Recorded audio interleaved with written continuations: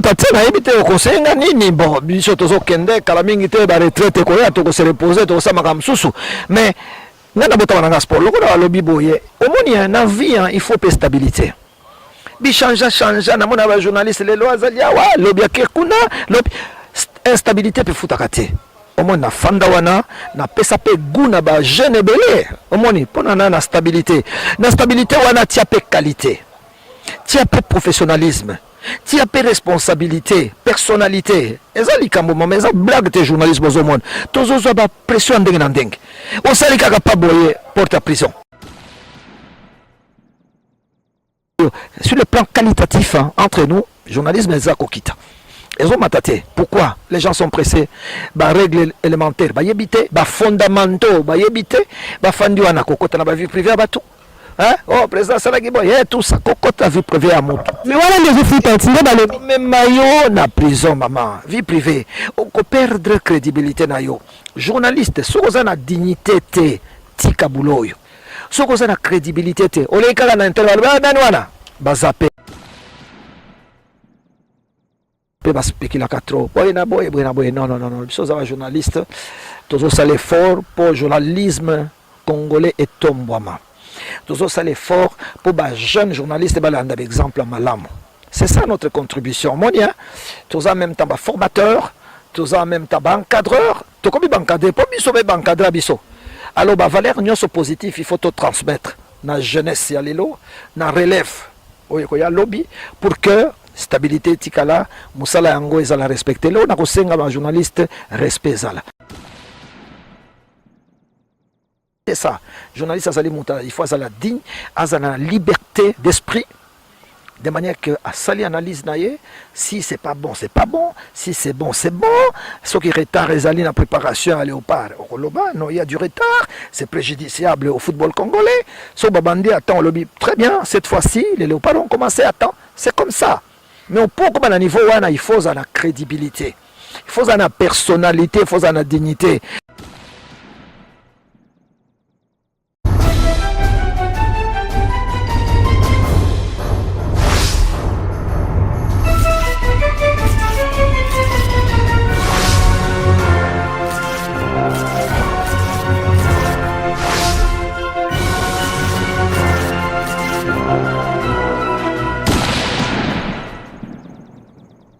Bonjour, les Bafaniens Kébéa, sans oublier notre boss de la nation. Et là, directement, je dis bonjour à le garçon Céline, le caméraman derrière moi, Marcus. Et aujourd'hui, là, je ne suis pas seul, c'est de Talibien, les Anakati, le stade de Martyr. D'autres, samedi match. Donc, on va essayer de parler avec mon invité, M. François, le grand journaliste à Mboko. Donc, je suis pas seul, il est déjà à côté de moi. Marie-Laure, ça va? Ça va, comment allez-vous, monsieur? Super, très bien. Je suis bien à 24 heures du match contre le Diable Rouge. Je suis prêt pour le commentaire avec Fassa. On va essayer aujourd'hui de parler à Lingala. Pour la compréhension, à Balani, sur comment de Rolandayo. On a partout dans le monde de Rolandayo. C'est pas la première fois, vraiment. Et puis, dans un pas de problème. Mais de toute façon, avec tout compte, on a un match samedi. RTNC, directeur, pourquoi on s'est focalisé trop sur le foot? Non, on a focalisé sur le foot, mais sur le sport. Na banda parce que nga moko naza footballeur na bota ma footballeur mon nazo kola wana nazaya na makambo mibale chiki na football nazo beta football le mususu 3 matchs par jour na beti na 9h mon na beti susu 13h 16h na beti mère kuna moyen François ya kolia na obi maman fufu après balle j'ai joué comme ça na kola ndengwana batu mingi bayebinga nga nazaka nanga interne na sa classe na internat père nanga tinakanga na Kasai ngana za mutakatanga mais père alobi kende parce que grand frère nanga azalaki kuna azaki officier militaire alobi o kende kuna na coach internat donc na kola nanga na Kananga Lulu Abour alors kuna balle na beta na championnat parce que nazaki très bon joueur pas na za gaucher naturel na bota ma gauche donc oyo ba gauche ba dribbler na ba crochet alors na beta ba pesa ba sobriquet ba Maradona ba Pelé etc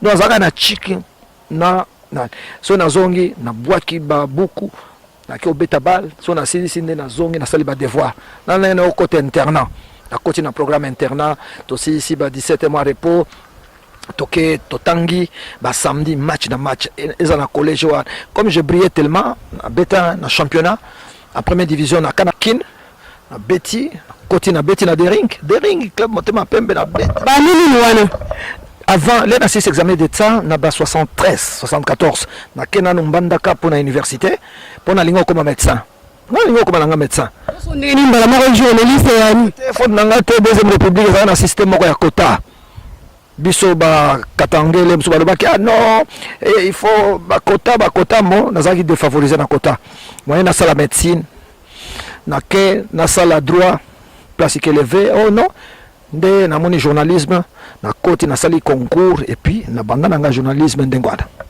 donc celui qui dit bien tant journalisme était juste quoi le journalisme on a licencié en sciences et techniques de l'information on a ça là 5 ans ISTI Institut de sciences et techniques de l'information là na campus na sala qui économie na sala économie graduat première année na leki na deuxième graduat si ko na deuxième graduat na zolinga na économie té là na yo ki a concours na ISTI na robia journalisme na ki na sali examen na leki première année graduée na Silici na sali na no stage na presse écrite pour dans le bac il faut dans un journaliste complet na kota na lobby TV radio na sima na sala na commande ba grand journaux lokola masano ezaki journal moko munene avec tous ba la kisinga boulot après na licence na yeko sala radio TV donc côté journalisme na za moi complet côté formation ça on va moi complet nous a complet c'est vrai aussi ça qui na ISTI ndenge ni royo ko mon biso sko total ko mira na foot match beta boto mo na ga na ba commentaire na ba animation so ok na ko shiter na nini bandaki omoni le nazana ISTI omoni na système maréchal tozaki na JMPR parti politique zaka moko jeunesse à partir zalaki obazo benga JMPR bon on a kati ya JMPR na institut kuna na université tozalaka na ba dirigeant na ba ngana zalaki dirigeant adjoint ya JMPR ISTI chargé des sports mobilisation politique et propagande na animation na la fonction wana donc déjà na ba institut dans le temps tournoi mo zalaka ba benga tournoi universitaire Monseigneur Chibangu Chishukwa Zaki recteur, il y a université, il y a Zahir. Alors, ça les tournoi wana football kaka, football. Si qu'on est na silisi chiki, qu'on est na silisi stage nanga, to y na voix du Zahir, hein, nazo raconter histoire, na voix du Zahir, na sali parti politique, na la politique, na baki polongo mukambilwa, déjà na bisakufa, na kudura kasongo, na dimanja wen, wana ba master. To zali 4. Tosi saka mingi te. Kata c'est la mode politique elinaki yote ya mwa mama na foot. On allait na politique il faut avouer ça histoire hein. Deuxième république na za obanga. Parce que ce c'est le moindre erreur na papier, OK makala na cellule 8. Ba yebsaka biso attention, soko se tromper anga lobino, mieux vaut que na sport parce que sport soko za 2-2, moi ba le résultat zaté. Na politique les mususu za 2-2 ba lobina yo loba 2-1. Alors na quoi philosophie wana tena lobinga na sala sport. P les aussi ici stage na radio. Hein, comme présentateur, vous présentez journal parlé. Les Rwanda, il y a grand journaliste Mavou. Toujours présenté Wana. L'air toqué pour continuer formation à la télévision. L'air toqué mi Wana na ba télévision, je vais choisir une unité. Vous avez kaka kabala mwana mbui na Paul Basso. Alors directeur na biso kala Victor Kasonga Mona, il faut une unité. Il y a le bino non lokona bino boye na katikati na bino. Il me faut un sportif parce que dans le sport batu bazate ndek camarade nanga kudura kasongo je crois boye billet il y a lobino tozana sportif Kaboul pour Kaboul vine kaka sport même tozana un institut kaka atuninga sport na bimbo nikamute na bandi sport wana ba affecter na sport na kotivie basunga les wana za jeune et puis ayo représenter nga voilà na banda sport na RTMC so tu veux continuer dans le sport. C'est le foot bien à Monique, ça va. Ça prend le foot à terre, éviter au conseil, ni bon, biso tozo kende, kalamingi te ba retraite ko ya to se reposer to sa makam susu. Mais ngana bota na sport, loko na lobby boye. Au moins na vie, il faut peu stabilité. Bi change na mona ba journaliste les lois zalia wa lobby kuna, lobby instabilité peut foot à kate. omoni na fanda wana na pesa pe guna ba jeune belé omoni pona na stabilité wana tia pe qualité tia pe professionnalisme tia pe responsabilité personnalité eza likambo mama eza blague te journalisme ozomona tozozwa ba pression ndenge na ndenge osali kaka pa boye porte à prison osali kaka boya ba convoquer yo kende ko samba kuna et tout ça critiquer mon conducteur analyser boye oza contre mboka et tout ça to viva biloko nyonso wana mais to résista omoni yango wana mwana picle na ngaka wana mieux vaut nalingo changer te pourquoi na changer ancienneté nini te sali yo comme le directeur ndeni ya on a l'habité stabilité à taille moko na fanda wana depuis na kota na RTNC na voix du Zaïre na salama politique moké puis na komi bande kaka boye likili ne ba soldat bazalaka ti na période ya vieux qui tout ole Antoine Steph azaliti lelo atali alobino jeune oyo to matsai ba matsinga ba pesi grade ya chef de section rédacteur en chef adjoint na bandi wana ko organiser journal à 13h na zalaka wana chaque jour 13h pam bato petit nino petit nazo poussa na mke ba konzi bazo tala musala nengo zo salama na webe na ba chef a bien je dois avouer ba vieux Paul Basunga ba to expérience ba vieux Ngwanzola Bangale ba Kasonga nani Kabala Malambui ba Victor et Kolanga Monga Likita omoni bato encadranga nazaka moi petit moko il y avait 5 mousquetaires to benga bango ba vieux wana nazola ndaka rythme kende na bazangu kende na Kimbaseke kende na Njili nazoka na Banjili ba 13h ba match à 13h neza i place nanga wana ti ba yeko lobano kendo sala makamba bapunda nake kendo sala automobile nake ko sala kendo sala parachutisme mais na sali na bande kan ngwana patience ya ona lobana ba jeune patience étape par étape ko brûler te so ko brûler ko kasser badan nazo ka vie kabelo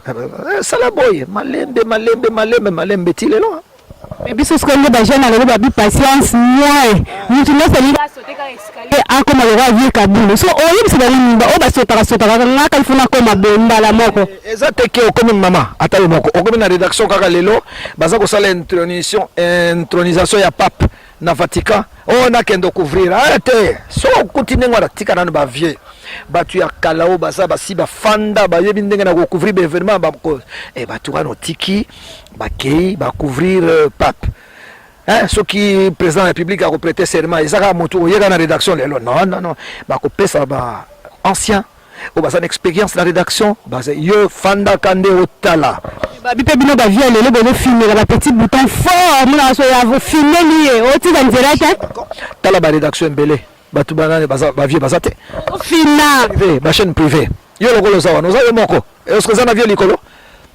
na yebite mais ba rédaction mingi ezali au moins ici sur le plan qualitatif entre nous journalisme ezako kita Ils ont mataté. Pourquoi les gens sont pressés?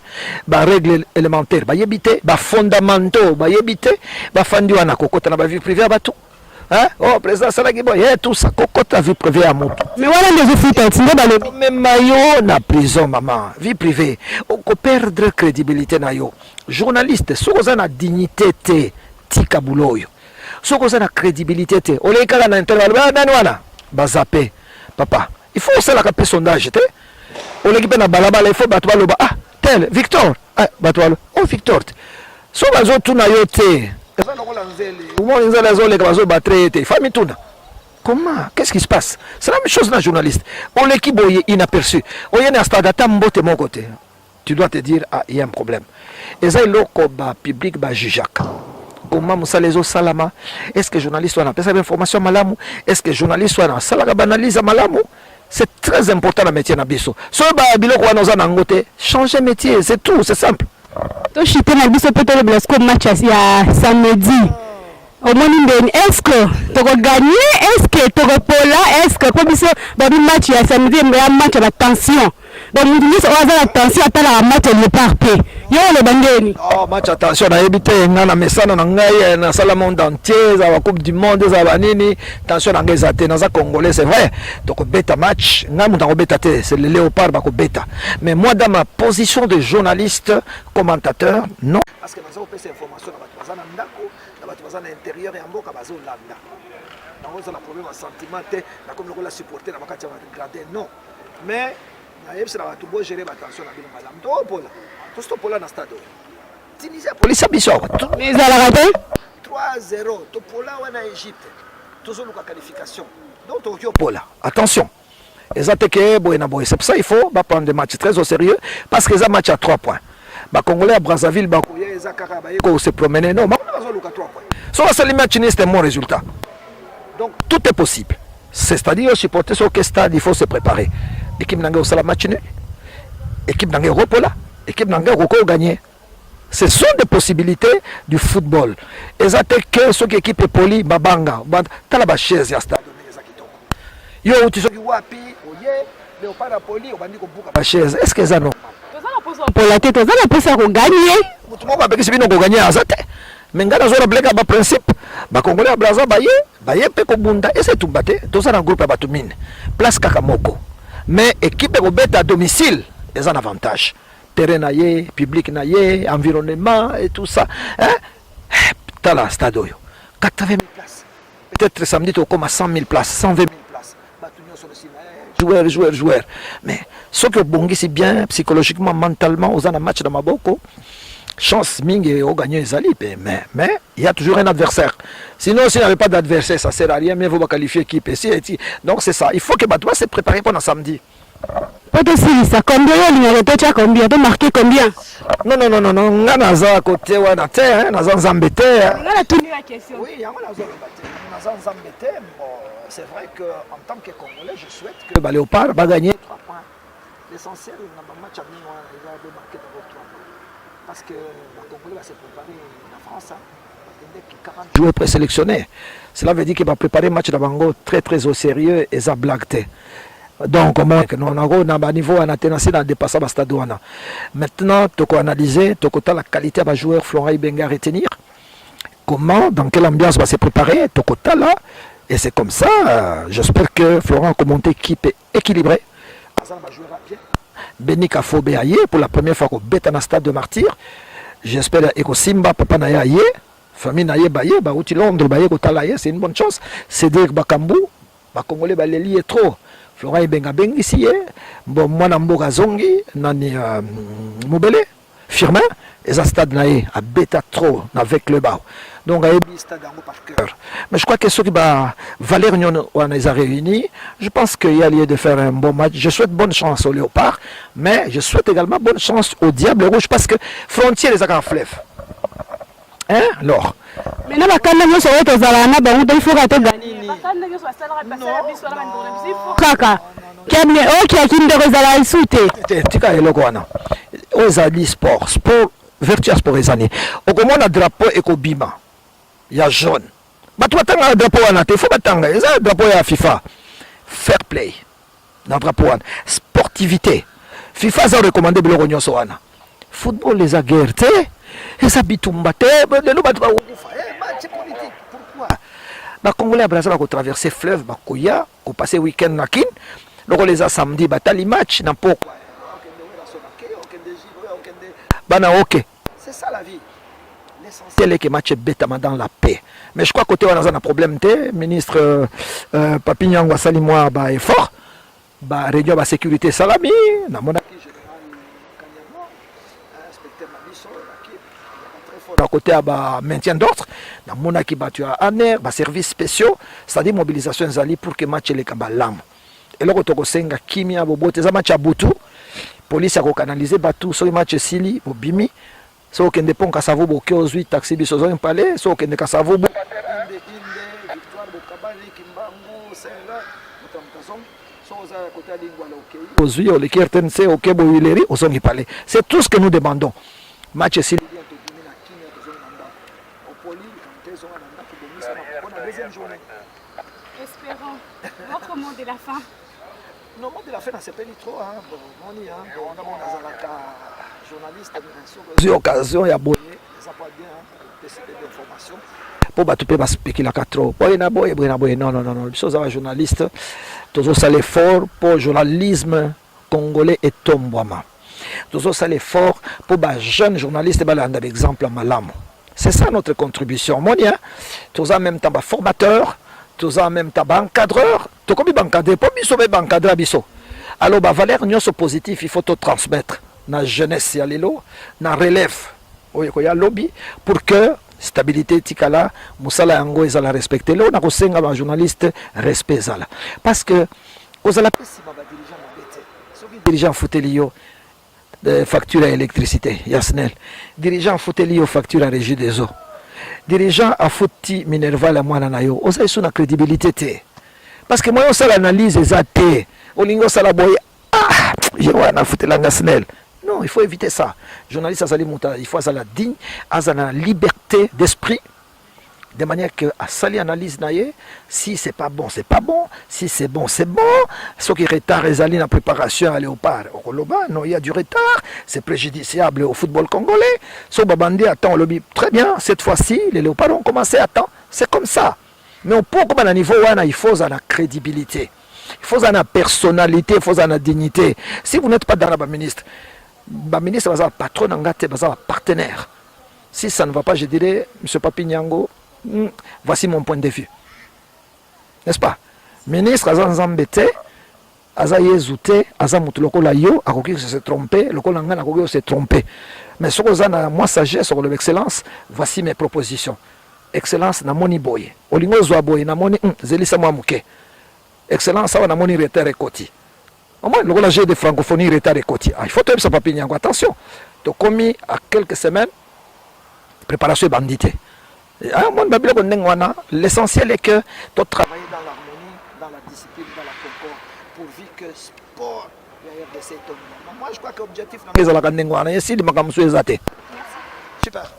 Merci beaucoup à mon invité d'avoir répondu à mon invitation. Et là, je dis merci, un grand merci à mon boss de la nation, boss Moro invisible. Et je dis un grand merci à mon caméraman Marcus et moi la diva de la presse congolaise, Amba. Je vous dis bye bye. À très bientôt.